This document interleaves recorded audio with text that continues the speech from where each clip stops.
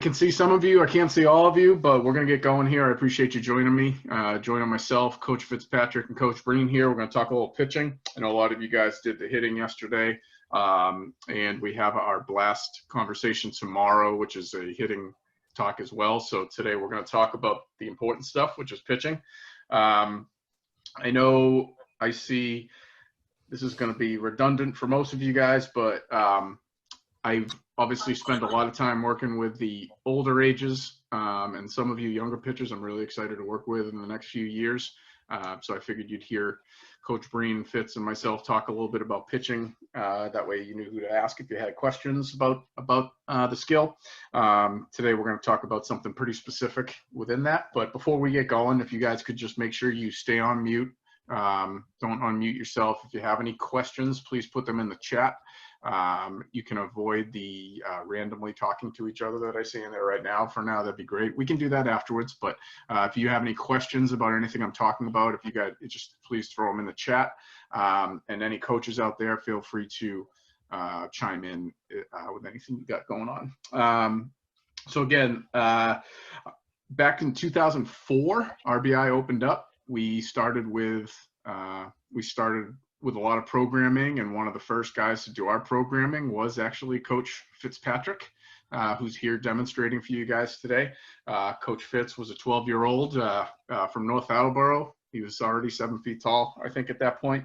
But, you know, Fitz was a good example of someone that really had a lot of athleticism that needed a lot of skill work, and that goes into a lot of what we're talking about today. And obviously he was pretty successful with that. Coach Fitzpatrick went on to pitch at Brown University, got an Ivy League degree, and then did a post-grad at Ohio University, and is now a full-time pitching instructor with us. And so what we're going to do today, guys, is we're going to talk a little bit about flat grounds. If all of you guys look in your track programming, every pitcher that has a pitching program, it has flat grounds in their pitching programs, and we're here to kind of help elaborate on what that exactly means. I know many of you guys know what that is and do a lot of them, and some of you guys don't. So today we're here to just kind of alleviate some of that and make sure you guys know what is to be expected of you in a flat ground setting. After I talk a little bit, we're gonna have Coach Fitz actually go through some of it as if he was a player, and then Coach Breen is going to talk a little bit about arm care. So for those of you guys that want to stick around a little extra, we're going to give you a little extra to talk about arm care. He's got a couple of things to talk about there. But just for those of you guys that are just joining, reminder, tomorrow's session is at 5 o'clock, not 4 o'clock. And will be run by the guys at Blast Motion about their sensors. So I think moving on, I'm good. Coach Breen and Coach Fitz, anything I missed there? All good. All right, so let's start here. All right, so a flat ground, guys. Flat ground is exactly what it sounds like, all right? It's a bullpen that is done not on the mound, it's done on a flat ground. Flat grounds and bullpens, they're both integral components to any pitcher's program. We do a lot of flat grounds. You're probably going to do 2 to 3 flat grounds for every one bullpen you throw for the majority of the season. So today I think it's important that we covered that more so than just bullpens. A lot of you guys did our pitching programs out there, so you're kind of used to understanding what we expect. But I think right now, especially given the situation, it's important that you guys have all the skills and knowledge necessary to throw flat grounds in your backyard. Not everybody has a mound or whatever it might be in their backyard. So I want to go over why flat grounds versus bullpens. So we'll start right away with, they can be easily added to any throwing program. A lot of you guys are doing different things. You're mixing in your defensive work, you're doing your long toss work, you're doing everything, and a flat ground can be added to any single one of these throwing programs, whereas a bullpen can't necessarily. If you're throwing a bullpen specifically, you're going to want to obviously be a little more focused on what the other throwing you're doing for that day is, whereas a flat ground can really be done with anything. Bullpens, they need more scheduling. They need to be programmed. I don't recommend just going out there and throwing bullpens on your own without any sort of structure. Because bullpens, you're adding in 100% intensity, whereas flat grounds, you're not throwing 100% intensity for the most part. Sometimes you might, but overwhelmingly, you're going to be throwing flat grounds in the 60, 70, 80% range. and we'll talk about the benefits of that in a second. The ability to add more obstacles or training aids. So a lot of you guys that do a lot of training with us, you're used to us throwing some different training aids in there, and it's a lot safer and a lot healthier to be doing those in a flat ground setting versus a downhill setting. Also, full distances, they aren't as important in a flat ground setting. So some of you guys that have limited space will find flat grounds to be pretty beneficial. Short distances actually help a lot of the mechanical concerns that we have. So another reason for flat grounds. The lack of downhill force, so the lack of downhill action, actually helps you reduce the risk of injury. I'm not going to get too into that, but it's good for you to know that a flat ground is going to lessen that risk. So most flat grounds, like I said, will be at less than 100%. Reasons why and some benefits there are this is kind of important for the parents that are out there. When you're throwing 60-70%, you have less of a need for some sort of highly skilled catcher with catcher's gear.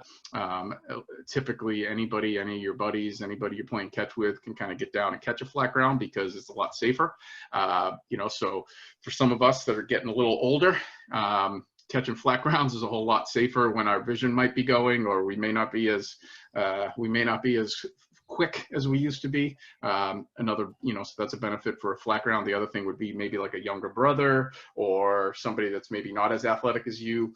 They could maybe help you out in the backyard catching a flat ground, whereas if you're throwing a full bullpen, it may not be as safe. The ability to add reps on a given day without overly using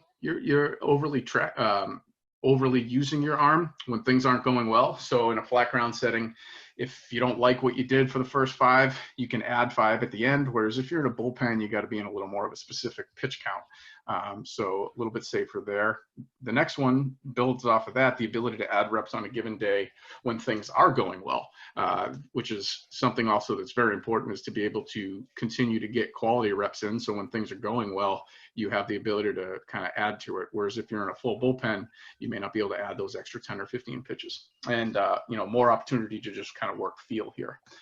Flat ground, a couple of notes here before we kind of get going with Coach Fitz.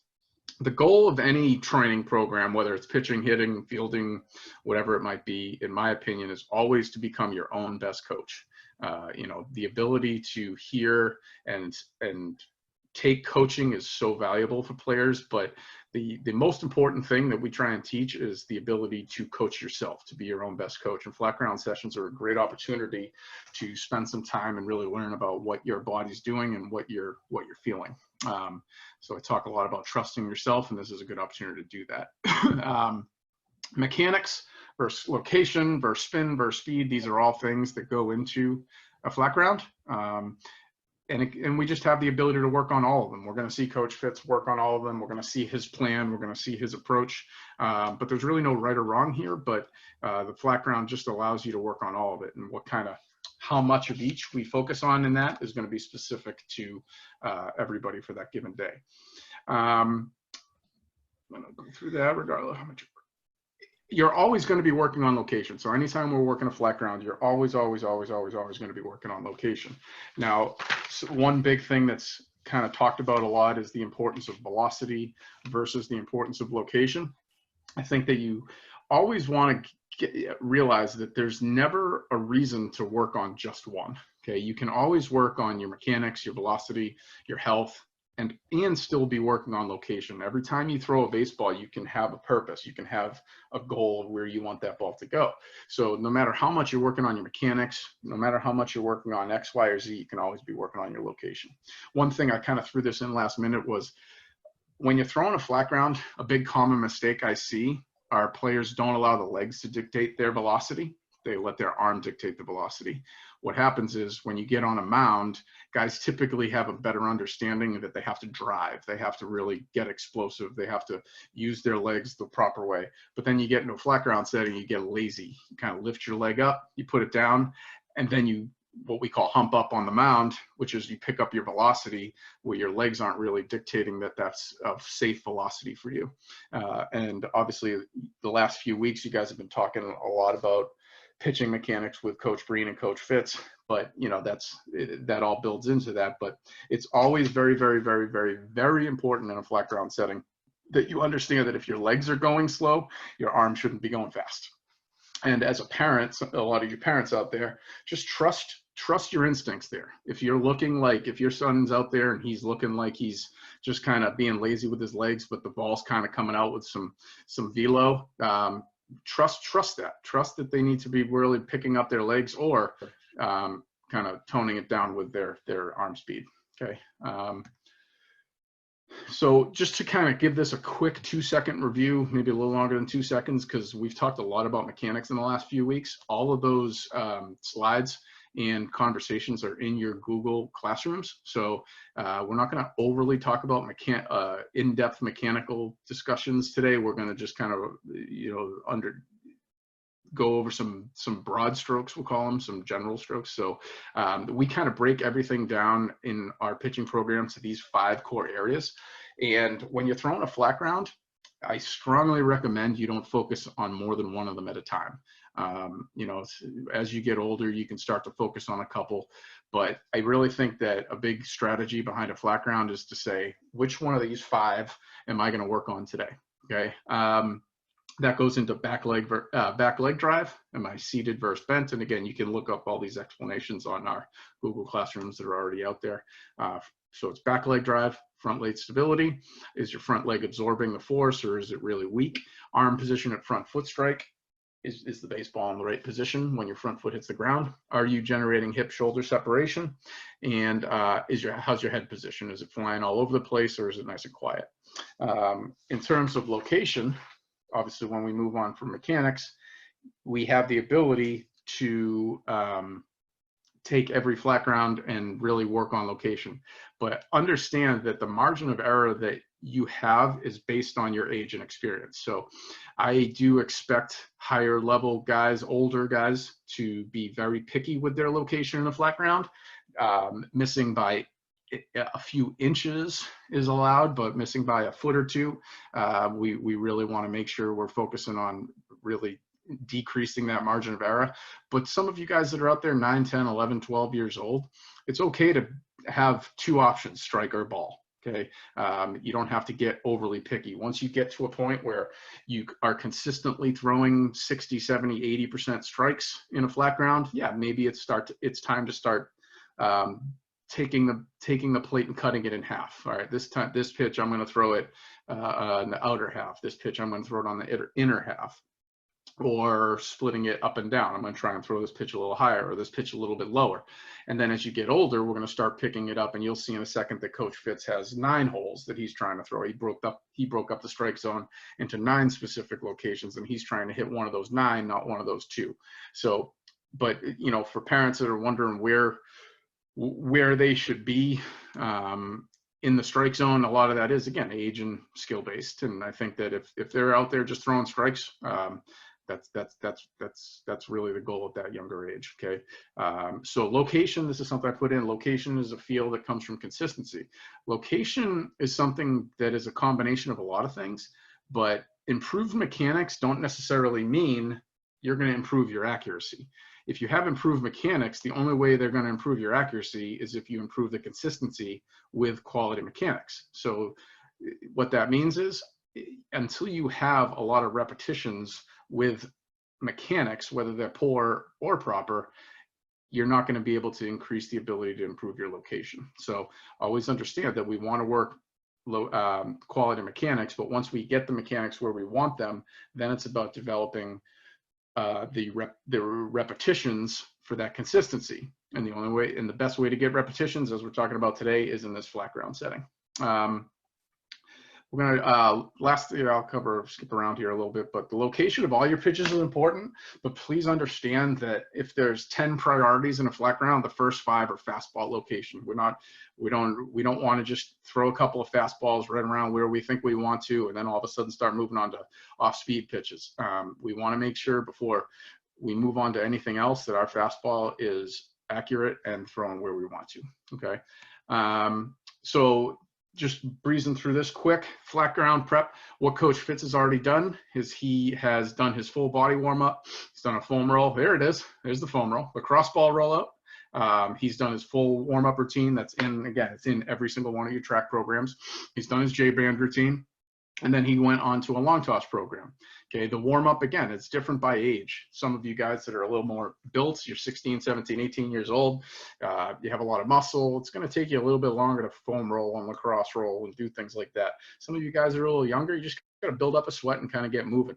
I think Coach Breen, when he has his pitching programs, does a very, very, very good job of understanding the importance of movement to prepare pitchers. Also, the neuromuscular patterning, meaning just understanding where your body moves and how your body moves, I think is something that if I was 14 or under, I would spend a lot more time on that and a lot less time on foam rolling, for example. But he did his long toss program. Everyone kind of used to that by now. And then at the end, he does some specific mechanical work. And I have no idea where these red lines come from, but he does he's already done this, some mechanical skill work, very specific to him. So that's something where if you're wondering what you should be working on, that's where you want to reach out to some of your coaches and say, what drills would you recommend here, where you see that mechanical skill work. Things to factor into your flat ground and what your plan is, and everybody should have a plan. I'm going to skip forward. This is Coach Fitz's plan. This is what he wrote up for what he's going to look to do today. But moving back, what's in there is how intense he's going to throw. Typically, like I said, that's going to be 75%-ish or lower on a flat ground. What distance we're going to throw from, a lot of that depends on what you're working on specifically. But, you know, Coach Fitz, what distance are you going to be throwing from today? Around 50 feet.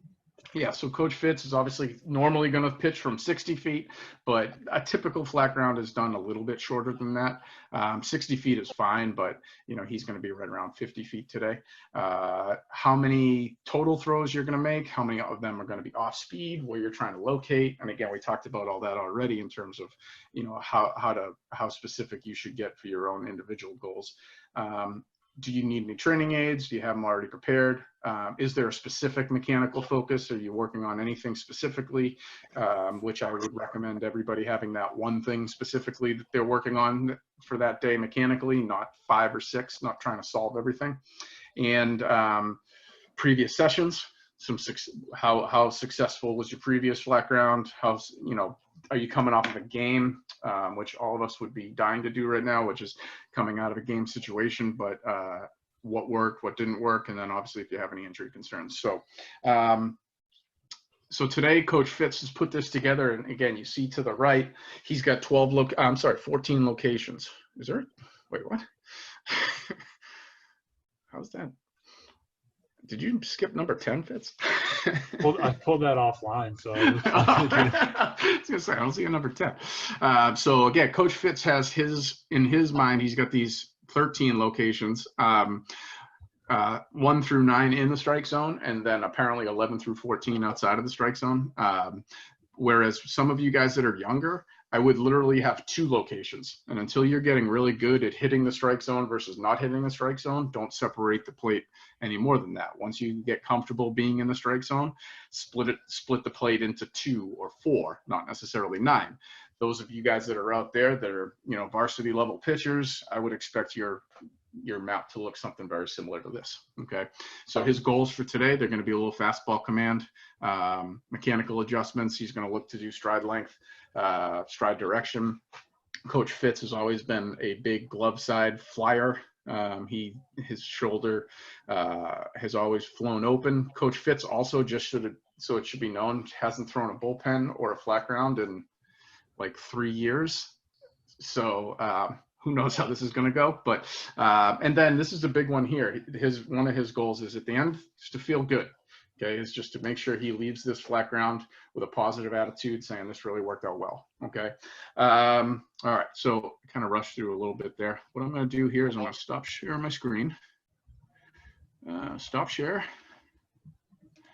Then I'm going to click on. All right. So Joe, is Fitz up there for you? Not up there. I got you pinned here, Fitz. Let's see.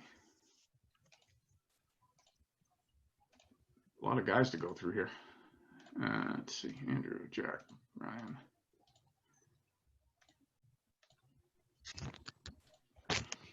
Yeah, I don't.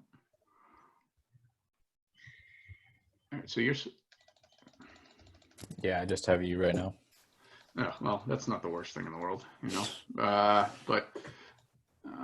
Oh, there he is. Let's see. So it says unpinned video. You want a spotlight, not pin. There you go. I can see him now. Yeah, I think pin video. Yeah, Mr. Blinn, I believe, is right. I think you may have to. I think everybody has to pin him. If you spotlight me instead of pinning, it should work. Spotlight video. Spotlight video. All right. Attaboy, that's why Fitz. Thank you. You're good then, right? Everybody see Fitz? Yes. Thumb up. All right. So, Coach Fitz, how many you want to throw quick? Maybe 3? Yeah, I'll throw 3. Really focusing on kind of my lower half, like I was saying. Good, Stride good, 'cause that's all we can say. stride direction and stride length. So when I set up, I'm really going to try and focus on my hamstring and glute here. I'll start with fastballs, pretty much down the middle, lower in the zone. All right. So as you can see, he's fully warm. So just so everybody knows, he is already completely stretched out. He's already done his long toss program.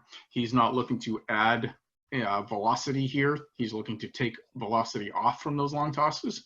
And what I'm looking to do as Coach Fitz's coach here is I'm looking to kind of get him to just be a little more paced, a little more relaxed. Okay, I felt like he kind of rushed through that first one. So I'm just going to say, hey, let's just take it easy, get a little more of a leg kick.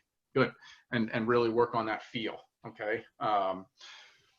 So I can't see the location, Fitz, but how was the location on that one? First one was up, and then that one was right down the middle in the 8 hole. All right. So where are you looking right now? I'm trying to go 7, 8, or 9. Just live in the bottom of the zone to start. Once I feel comfortable with that, I'll start picking corners. Okay. So let's see. Let's see how he does with this one. So he's looking 7, 8, 9 hole. Probably not going to be able to see the finish here. Yeah. Was that middle? Middle. Yeah. So again, middle is something where when you're older, we want to avoid that, right? But when you're younger, the ability to go middle when you want to is important. Fitz, can you move the camera a little bit so we have more of an angle on you so we can see the ball? Yep.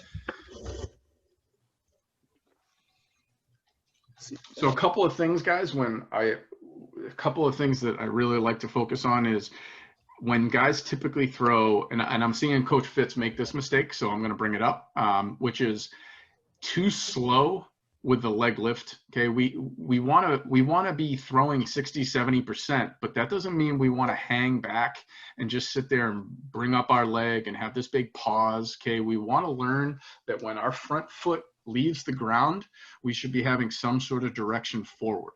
Okay, so if it fits, kind of make the mistake that I'm talking about correcting here. So lifting his leg and just kind of pausing and then going. Okay, that's a big thing we try to prevent when we pitch is that kind of old school, I guess we'll call it, kind of balance point. All right, making sure, yep, there you go. See, when he comes up, I don't want to see him coming straight up here. I want to see some sort of forward movement.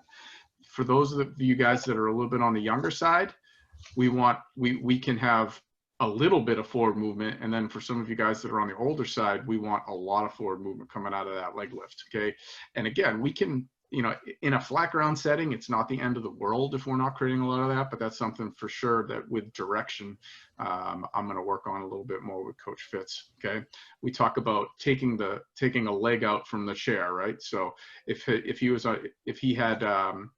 sitting on a chair and we just took the leg out of one of them, he'd automatically move towards the leg that we took out. Okay, so let's see if you can make that adjustment on this one here. Okay. Good. And you're going to find that what will happen there is his arm will drag a little bit. Okay, so when you move your legs faster, you have to move your arms a little bit faster, which means you have to break your hands a little bit faster. Okay, and so again, this is all stuff that when you're trying to change your normal pitching routine to go to a flat ground, we want less of a change. We want to really simulate what we're going to be looking at in games, but with the understanding that it is a flat ground, so you don't have as much time until that front foot gets on the ground. Okay. So hook 'em drill is good for that. So if you guys feel like Yep. you're slow, you just hook that back foot, have a little forward lean, and go. All right, that little lean, got to get that foot up and out, get a little more pace going with the lower half. It's a great point. It's a great point. That's a great drill for that. I think that, remember, it was one of the first things we talked about. We want to let the legs dictate the velocity. Okay, so if the legs are moving really slow, we don't want to even be throwing 75% because that means our arm is going to be leading our lower body. Okay, so we want to make sure that when we're doing a flat ground at 60-70%, our legs can still move a little bit faster to kind of work on the lower half timing. That doesn't necessarily mean that we want to feel stronger with the legs. It means we want to be gaining momentum a little bit faster with our lower half. Okay, let's throw a couple more. Give me one bottom right here, 9-hole Fitz. 9-hole? Yep.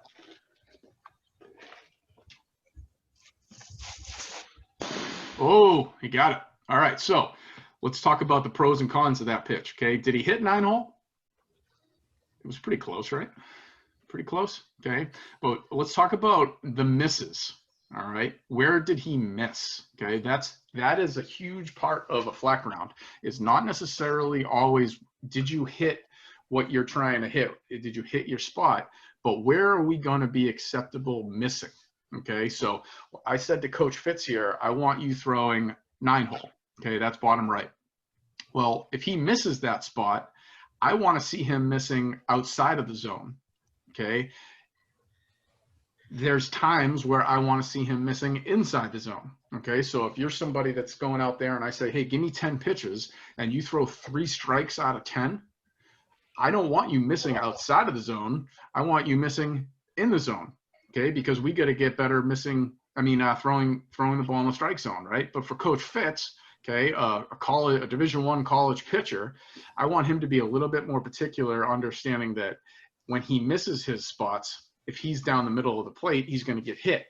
So when he throws down to a 9-hole, okay, which is again bottom right, which is arm side right, I want to see him miss outside. I don't want to see him miss in the strike zone. But if he was an 11-year-old struggling with location, I would want to see him missing down the middle, okay? And because I want to know what my middle feels like, because it's hard to move left, right, up, and down unless I really know what middle feels like. All right, so give me one more of those, Coach Fitz.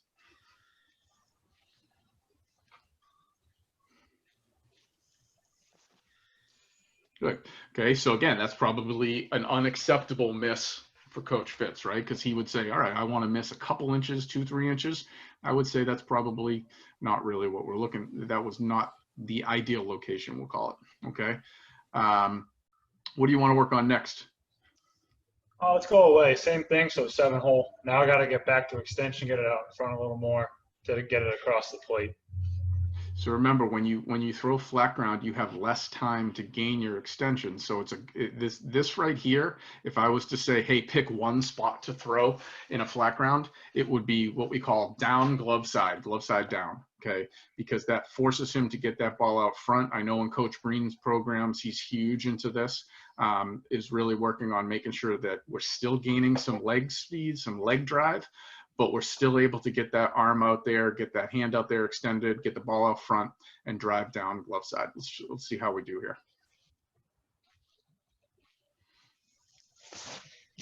Good, good. Was that a 7-hole right there? It was under the 7, yeah. No, he's honest. We can't see it because your legs and the arms are flying all over the place. Move your pitching rubber over a little bit. There you go. All right, let's do that again. See if he can hit it twice. Oh, that was awful. Let's try it one more time here. Down and away. Down and glove side. So that's why we don't really use away or inside. Okay, getting there. You're getting there. Okay, we don't really use away or in because we don't know if a left-handed pitcher is up or right-handed pitcher is up. A batter is up or a left-handed batter is up. So we use glove side and arm side. Okay, so glove side is his left side, his arm side is his right side. Okay. All right, let's try and elevate now. Okay, remember, locations for highly skilled pitchers, you don't just have two locations, inside and outside, you have up and down. So you have height and inside outside, right? So you have an x-axis and a y-axis here. So what I want to see him doing here in a flat ground is, remember, location as a pitcher is not about the ability to hit one spot or two spots, or the location as a pitcher is about the ability to throw it wherever you want to. Okay, your ultimate goal here is to not be able to throw glove side or not to be able to just throw arm side. It's about the ability to throw it wherever the heck you want. Okay, so let's see if he can sit here and say, let's hit the top crossbar here. Okay. Top crossbar? Yeah, let's try and hit the pole. Not bad. Okay, so where's your acceptable miss here in your mind, Fitz? Not there. You want to be above the bar in the sense you're trying to change eye level. It all depends on your situation too. So if that's an 0-2 pitch, that probably gets hit.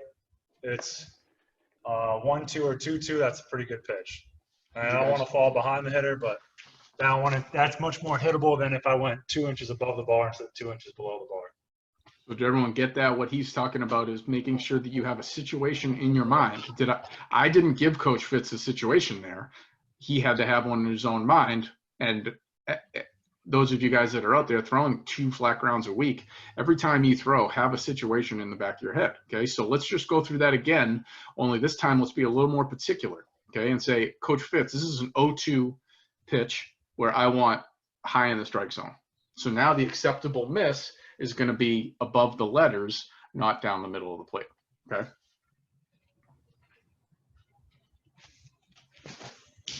Oof. And that is what we call room for improvement.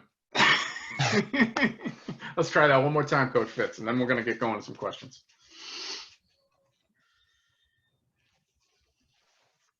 That was better. All right. So, Coach Breen, anything I'm missing here?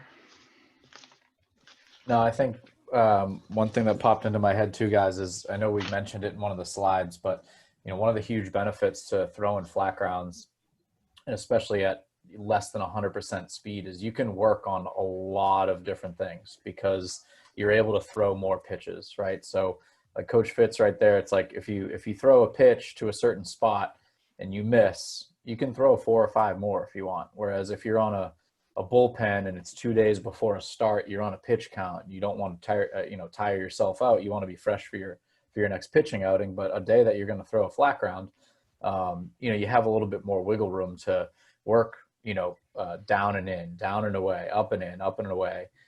You can work on things like pairing a high fastball with a 12-6 curveball, right? There, you can be a lot more creative in what you're working on in a flat ground, just because of the simple fact that you're going less than 100% speed and you have, a little bit more wiggle room to throw more pitches and not be as tired and not need as much recovery time for those.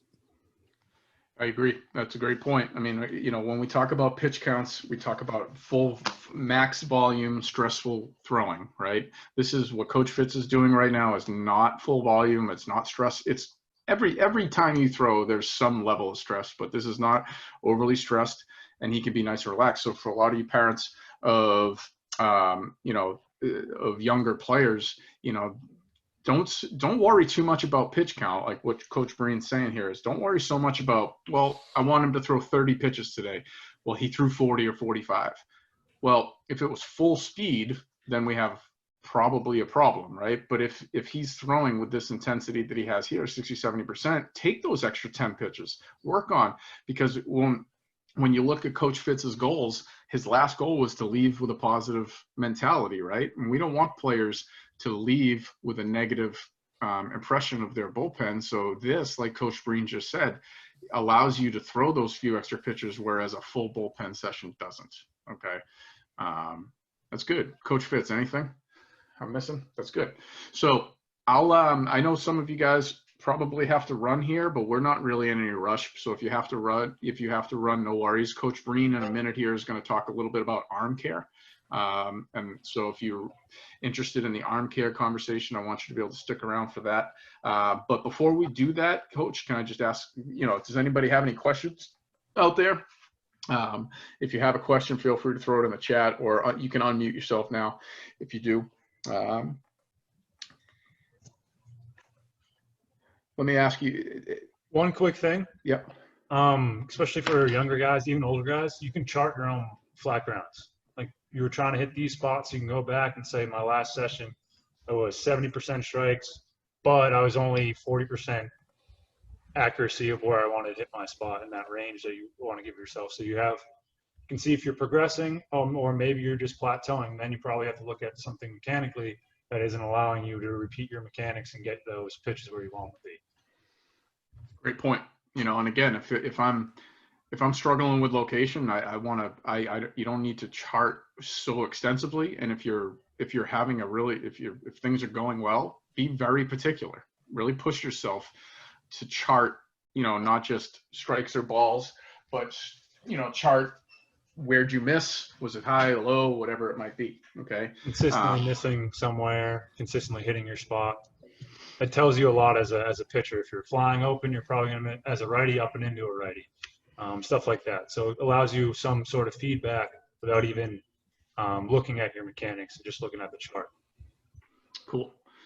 So after Coach Breen does his arm care, guys, I'm going to stick around. So if you guys have any questions about how to improve your flat grounds or anything I might have missed, I'll stick around till the last question. So Coach, you want to talk a little bit about that? You want? I'm gonna highlight. I'm gonna spotlight you up there. All right, Coach. Yep. Hey. All right. So I know some of the feedback we got from your assignment number 3 with regards to your track work, the workouts you guys have in track, is some of you guys were struggling with the recovery work, whether it be, you don't have bands at home or you don't have weighted balls, those types of things. So we kind of wanted to take a few minutes here to discuss a few other options. Understand, guys, that, if you are very serious about your pitching and quite frankly, throwing in general, this isn't just a pitching talk. When we're talking about arm care, you don't have to pitch. If you're a catcher, you certainly need arm care. You might throw more than the pitcher that day. Outfielders, infielder, everyone needs quality arm care. You guys need to take care of your arms so that you're always healthy and that you're always gaining arm strength year after year. So when it comes to recovery work, there's a couple different ways I break it down. It's the timing of everything. So when we talk about recovery work in your track programs, we're talking about the immediate post-throwing recovery work. So you've done your warm-up routine, you've done your long toss, you've thrown a bullpen, then maybe you did your hitting and defensive work, and then the workout is now over. So immediately post-workout, you're doing, certain types of exercises, which are, again, in the track program, and we'll talk about what those substitutes are after this. The second one might be a delayed post-throwing, right? So I look at it from some of you high school guys, right? So some of you guys, you might have an away game. So, you took a bus to the opposing team's field, you pitched, you had a great game, and then as soon as the game's over, you hop back on the bus, you take it back to your home field. You're probably not doing your post-throwing recovery work on the bus. So maybe by the time you get back to school, that's kind of what I would consider a delayed post-throwing recovery workout. And then the next one is like the next day, okay? And that's basically what I consider, about 24 hours out from the last pitch you threw. Okay. So again, for guys on the weekend, maybe you pitched on a Sunday afternoon and you guys wrapped up and it was 2:00, by Monday around 2:00, you should be looking to make sure that you guys get some sort of, recovery work in. So as far as what that would entail, again, I am going off of, you don't have bands and you don't have weighted balls. This is kind of how the conversation came about and the topic came about. Understand though, guys, that those are incredible tools. So if you have the ability to go get those and invest in those, I would highly suggest it. But not everybody does. So that's why we're giving you this. So a couple of things that go very overlooked is hydration. Okay. So a lot of you guys don't really, you think about what exercises do I need to do? Well, if your body is very well hydrated, you drank a lot of water before the throwing session, you took some sips here and there during the session, just like you would in a workout, your body's going to be a little bit more hydrated and it's going to be able to recover quicker. Okay. So again, you see a lot of, professional athletes, they're always carrying around water with them. Okay. And that's to make sure that the body stays hydrated, because one, it helps with performance, but two, it also helps your body recover. Okay. And being able to, if you guys picture playing in a doubleheader on a Saturday and it's a long day, the next day you got to come back and play and perform. So your body needs to be at full speed, full strength. So hydration is a big part of that. Your diet, the way you eat, what you put into your body, that's not just on the days you're training, that's every day. But, going and leaving a game and immediately, and this probably affects the older guys much more than maybe our 9, 10, 11-year-olds, but, leaving a game and immediately going to Dairy Queen or, McDonald's and putting a bunch of trash food into your body, that is going to impact your recovery no matter what exercises you did. Okay. That's part, a lot of those types of foods dehydrate you. They increase, the inflammation in your body. So anything that was already inflamed from the exercise and the throwing is going to be even more inflamed, and it's going to take a lot longer to recover. So all you are doing is delaying your recovery by eating poorly. The other thing you guys can do is a lot of the stuff that you guys did to prepare to throw, okay, is foam rolling, using the lacrosse ball to maybe get into some of the smaller joints. So, I know you guys can see me a little bit here, but, getting into the inside of your shoulder, the front, the back, even into your back here a little bit.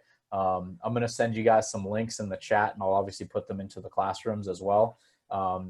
But I have a website I like to look at that has a lot of great recovery workout information.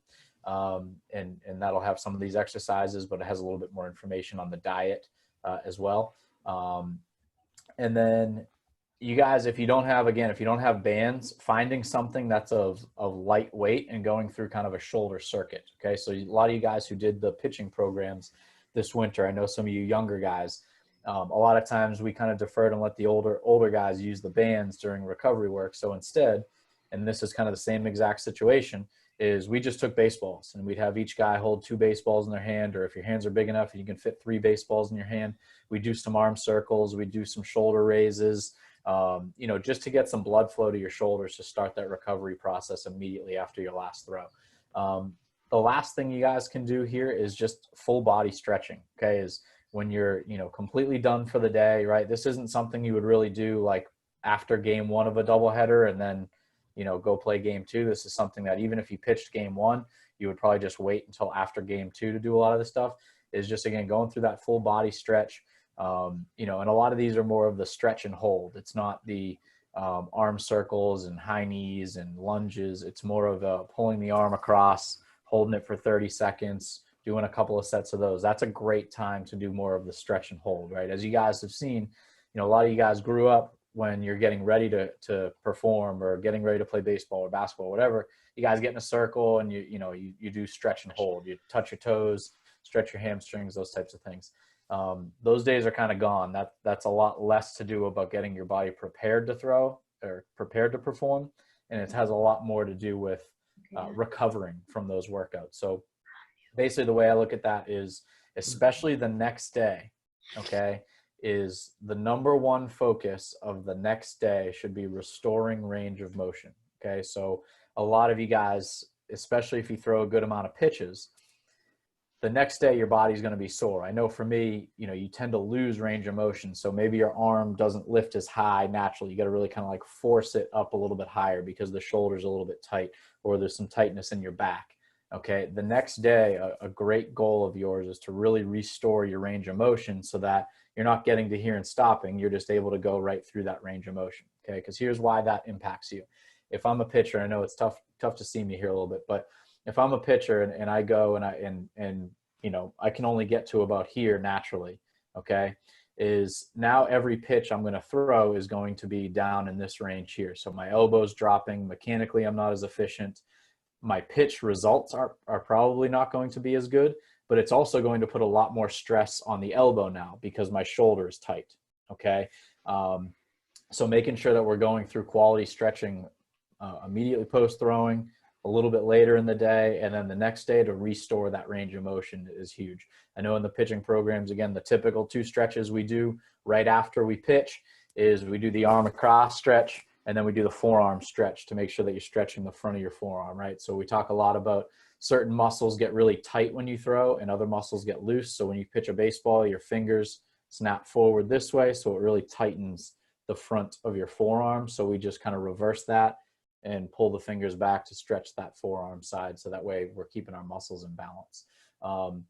The other part too is this will be the last thing, and then I'll share those links with you guys in the chat, is the way I break down post-throwing recovery. So let's just say, for example, you pitch the game, you threw a complete game, game's done, you're getting ready to go home.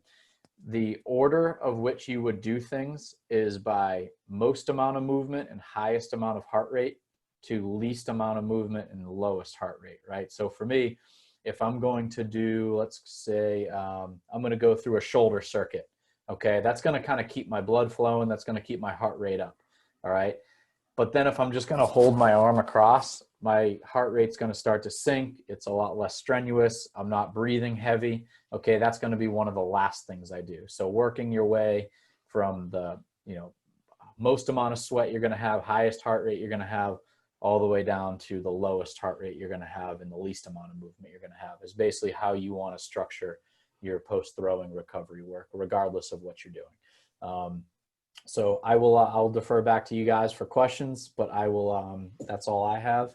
And I will share some of these links with you guys in the chat. And again, I'll put them in the classroom so you have them for later too.